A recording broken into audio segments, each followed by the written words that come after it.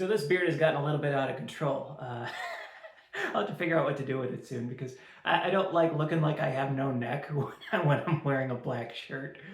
But anyway, on to the topic here. When I say that the most important red flags are within you, I want to make it clear that I'm not saying that you are the problem. I think a lot of people might take it that way. So even if you are in a relationship or you're connected to a group where you're acting out of sorts, nobody is completely healthy when they are connected to deeply toxic people, whether that is family, intimate partners, friends, and so on. And in any circumstance where you have been mistreated, and I would like to use stronger language, but for whatever reason, YouTube forces grown adults to use baby language like unalive and pew pew, so I'm going to avoid that dicey territory this time. I step into it repeatedly in other videos, but I'm cautious when I remember to be. But when you've been mistreated, the responsibility lies entirely on the other person for that. No matter what you've done, absolutely self-reflect, take responsibility for your part in things, but understand that your part in things does not extend to, oh, you are the reason that I've mistreated you. That is gaslighting. That is projection. That is a complete and total lack of accountability. That is childishness. So understand when you're dealing with someone who is a highly narcissistic personality, a lot of times what you can frame that as is they are a toddler in an adult's body with an adult's mind. Just think about what your average toddler could do if they had an adult's body and an adult's mind. So where this becomes something you can work with, I've been through several rodeos. When it comes to the article that I wrote, I talked about one relationship. There's a different one where the relationship never should have gotten started. And once it was rolling, she would talk endlessly to me about how much trauma she had suffered, how much people had abused her, how nobody understood her. And I don't doubt for one second that she went through the things that she talked about, especially in childhood. When it came to the things she talked about as an adult, that I'm a little sketchy around because of things that I saw from her in the time that I knew her. So there were periods where, like, she talked about, you know, people not respecting her bodily autonomy. And there was a night where her and I, we were lying in bed, and she was kissing on me. I wasn't into it. And I had to say no several times before it came to a stop. And there was another time she had a cold sore. I told her I didn't want to kiss her. And she was saying, oh, I can't spread it to you. That's not the reason I didn't want to kiss her. I didn't want to kiss her because she had a cold sore. But I didn't really have a choice in it as far as she was concerned.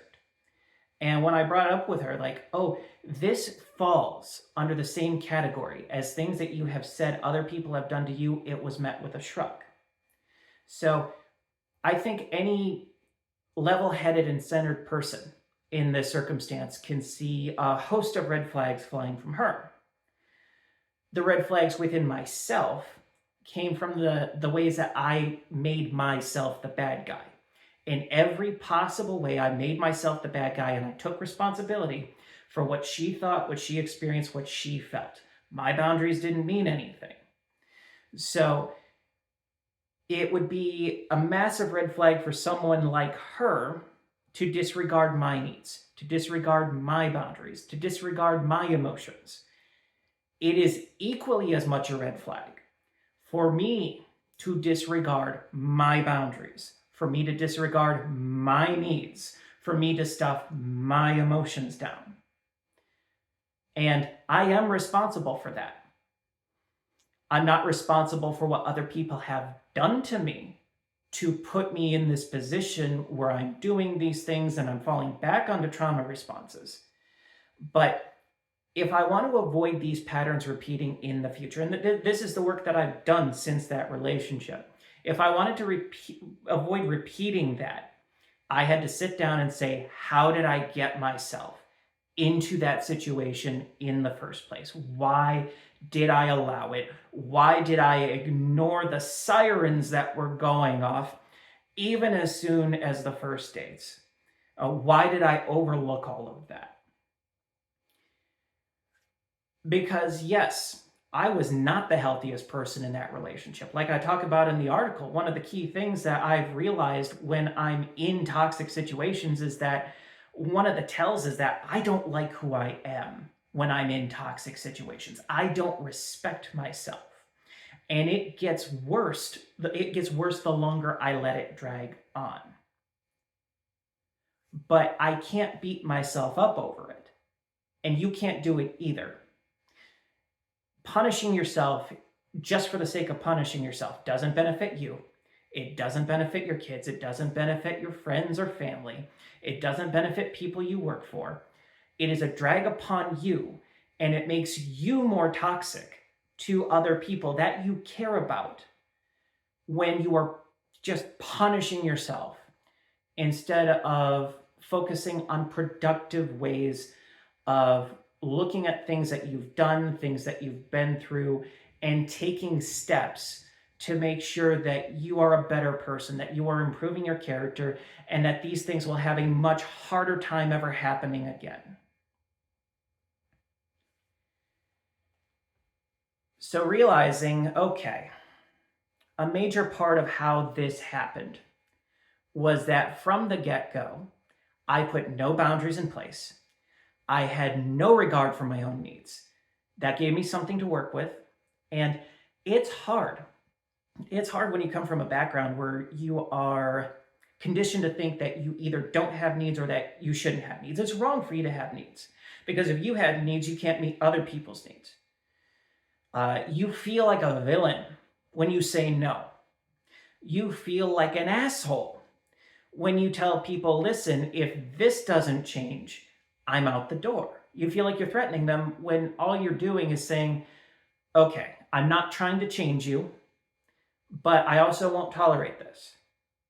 So if this doesn't change, I'm going to use my privileges, I'm going to use my rights over my body, over my autonomy, over my time and energies, and I'm going to leave. One of the bigger red flags is thinking that anyone else is entitled to you. Body, mind, energies, whatever it is. Nobody is. And I'm going to repeat what I said at the end of the article that's going to be linked down below. Never let yourself become someone you don't respect. Because that is one of the biggest red flags within yourself. And it is almost certainly a tell that you are in a bad situation with people who don't love you the way that they say they do. And you're never going to take someone who isn't doing well for themselves and who isn't doing well by you. You are never going to love them into being better people. Not only is it good for you to account for your own needs and to insist on being someone that you personally respect, I consider it a moral duty, especially if you have anyone who depends on you or anyone that is in close quarters with you that will be impacted or influenced by your energy. As it becomes more toxic, the less you respect yourself. So whatever you do, focus on what makes you respect yourself more. I hope you found that video informative. If you did, go ahead and leave a like below. Subscribe if you haven't yet. If you're looking for my writings and my services, you can find that down in the links below. And I'm looking forward to talking to you guys in the next video.